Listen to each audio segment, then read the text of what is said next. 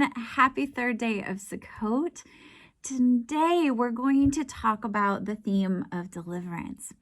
Deliverance is the doorway in which Israel entered the wilderness and coming out of slavery into freedom and into that relationship with God. If you remember, it's almost as though it's like the end of Malachi and that season before Jesus came the first time. There's a 400-year period where Israel is enslaved in Egypt. And you can imagine that there's no law yet, there's no written word. So all they have is kind of the stories of Abraham and maybe the verbal promises and kind of stories of this God, but they haven't experienced him yet.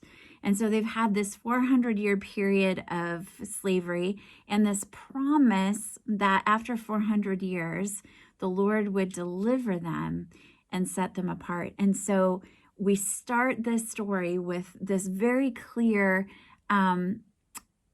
picture of our journey with the Lord, that the entrance into our journey with God is this doorway of deliverance and coming to know him as our personal deliverer, right?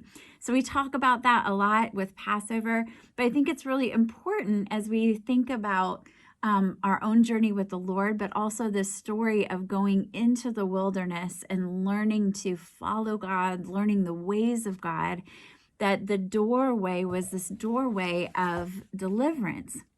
So God has to deal with our slavery for us to come into that place where we can truly learn to worship him, to follow him.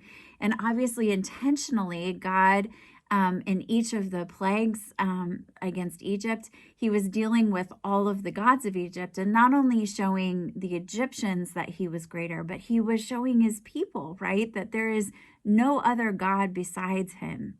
And so it was a really important process, the way that he brought them out of Egypt. And he also was the God that heard their cries, because it says in his word that after 400 years that the people of Israel cried out and God heard them. So he had set this time period, 400 years, it was a very long time. He had set this time period. He hears the cries of his people. He's the God who keeps his word, and he's the only God who can deliver them, right? And he makes that very clear in how he delivers them. So today we're going to compare and kind of look at two songs of deliverance. So after they come through the Red Sea, the response of Moses and the people of Israel is this beautiful song of deliverance, which is in Exodus 15. We're not going to read through the whole thing, but I highly encourage you to do so. It's a really beautiful thing. But we're going to kind of compare it. It's so interesting. There's some really similar themes to this song of deliverance and David's song of deliverance when the Lord had delivered him from Saul and all of his enemies, it says. He wrote a song of deliverance, which is found in 2 Samuel 22. So we're going to look at these two songs of deliverance, and I'm going to just pull a couple of scriptures out of these songs because they're just absolutely beautiful, but I highly encourage you to dig into them. So Exodus 15 starts with this: the Lord is my strength and my song. He has become my salvation. When you think about that this is really Israel's first experience of the salvation of God in 400 years. So this personal experience, he has become my salvation, my personal experience, both for Moses and for all of the people of Israel. And David says a similar thing. You are the God of my salvation and my strong refuge. So David also had this revelation that God as a deliverer from his enemies was his salvation. God alone is our salvation. I thought the verses that stood out to me that was just kind of interesting because they both talk about it. The blast of your nostrils. This is verse 8 in Exodus 15. The blast of your nostrils, at the blast of your nostrils, the waters piled up and the flood stood up in a heap. And then David says in verse 9 of 2 Samuel 22, the smoke went up from his nostrils and a devouring fire from his mouth, glowing coals flamed forth from him. So both songs have this revelation of the greatness of God, the bigness of God, that just at a breath out of God opened the sea. A breath from God was like a fire that went forth. So they had this revelation of the bigness of the God who delivered them.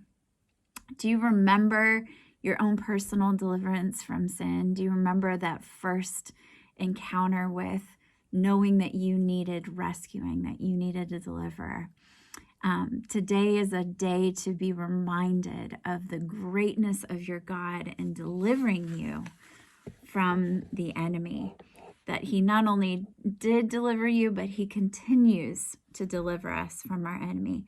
And both of them had a revelation of there not being any other God beside him. He is the only God who can deliver us. And so in Exodus 15, it says, who is like you, O Lord, among the gods? This is verse 11. Who is like you, majestic in holiness, awesome in glorious deeds, doing wonders? Obviously, the Lord had just proven himself as greater than any other Egyptian god, any god that they had seen.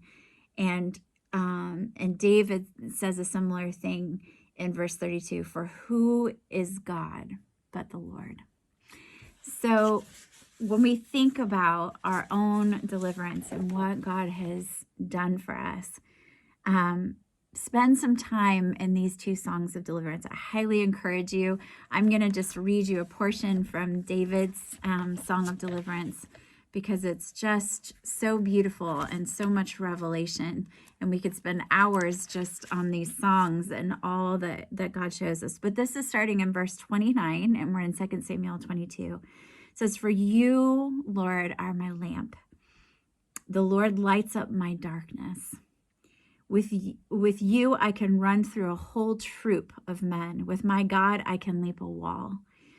As for God, his way is perfect. The word of the Lord has been tested by fire. He shields all who take refuge in him. For who is God but the Lord? And who is a rock but our God? God is my strength and protection. He makes my way go straight. He makes me swift and sure-footed as the deer and enables me to stand on my high places. He trains my hands for war until my arms can bend a bow of bronze. You give me your shield, which is salvation. So amazing. Your answers make me great. You lengthen the steps I can take, yet my ankles do not turn.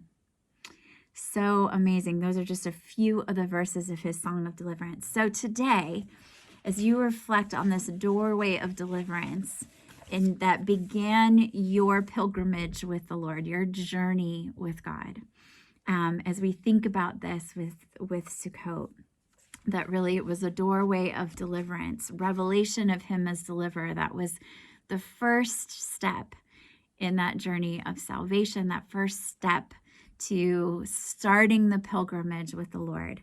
I want to encourage you to dig into these songs of deliverance, to remember and share the times that God has delivered you, to reflect on that, remembering that initial deliverance, but also the many times that God has delivered you.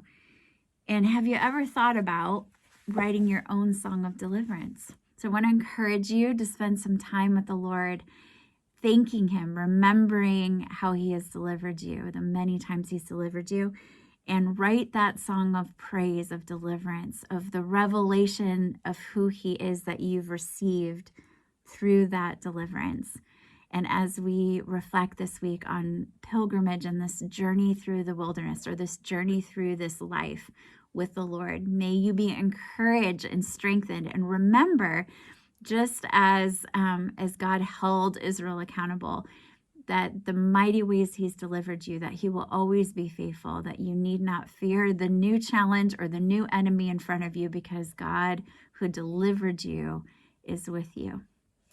Thanks so much. Have a wonderful Sukkot third day, and we will see you back here tomorrow.